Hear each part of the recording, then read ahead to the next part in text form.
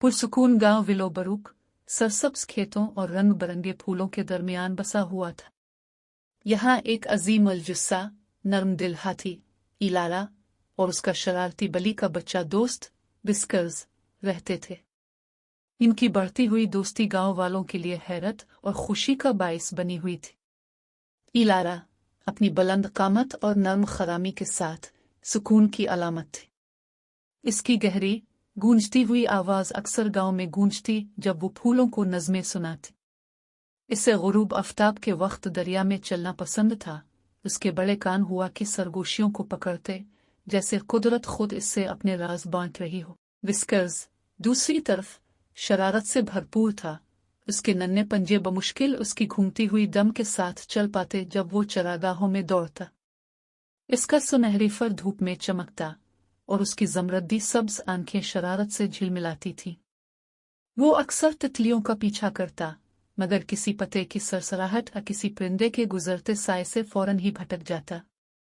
इलारा और विस्कर्स की दोस्ती नामुमकिन सी लगती थी।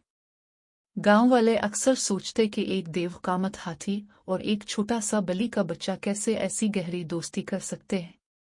लेकिन उनका रिश्ता जितना हैरत अंगेज था, इतना ही जादुई भी था। हर सुबह जब सूरज उफ़क़ पर झांकता, विस्कर्स इलारा की सूंड पर चढ़ जाता जैसे ये इसके लिए एक ज़ाती माउंट एवरेस्ट हो। इलारा के सर पर एक शाही ताज की मानिंद बैठकर वो दूर उफ़क़ पर नई मुहम्मत तलाश करता। दोनों गांव में घूमते, दुकानदारों और बच्चों को सलाम करते। बीकर मिस्टर फिल्बर्ट हमेशा उनके लिए ताज़ा बेरी टार्ट रखता। मीठे पेस्ट्रियों की खुशबू हुआ में घुल जाती और विस्कर्स खुशी से गुनगुनाता, जबकि इलारा अपनी नाजुक सूंड से तोहफा कबूल करती। उनके एडवेंचर अक्सर दरिया के किनारे पहुंचकर खत्म होते, जहां इलारा खुशी से चिंघाड़ती और हर तरफ पानी के छींटे उड़ाती।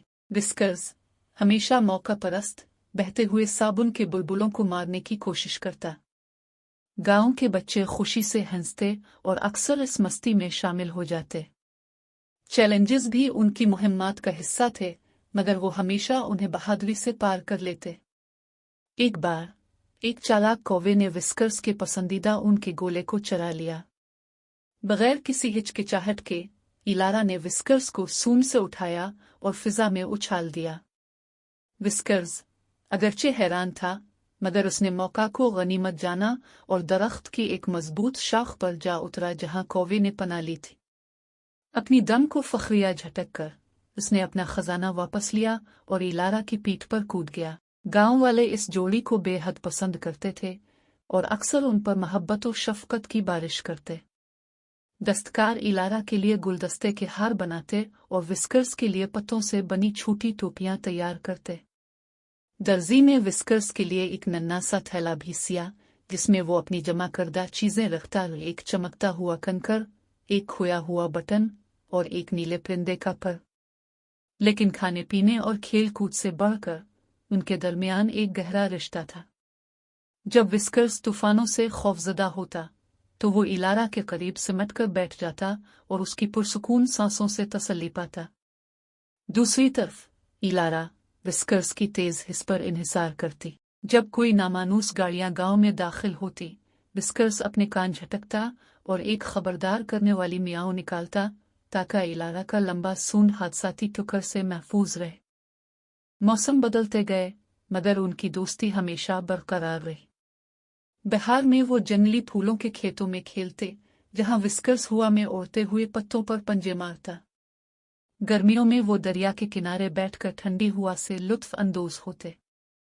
खिजा में जब पूरा गांव सुनहरी और सुर्खी माइल रंगों में रंग जाता, इलारा खुशी से पत्ते उछालती और विस्कर्स उनमें उछल कूद करता।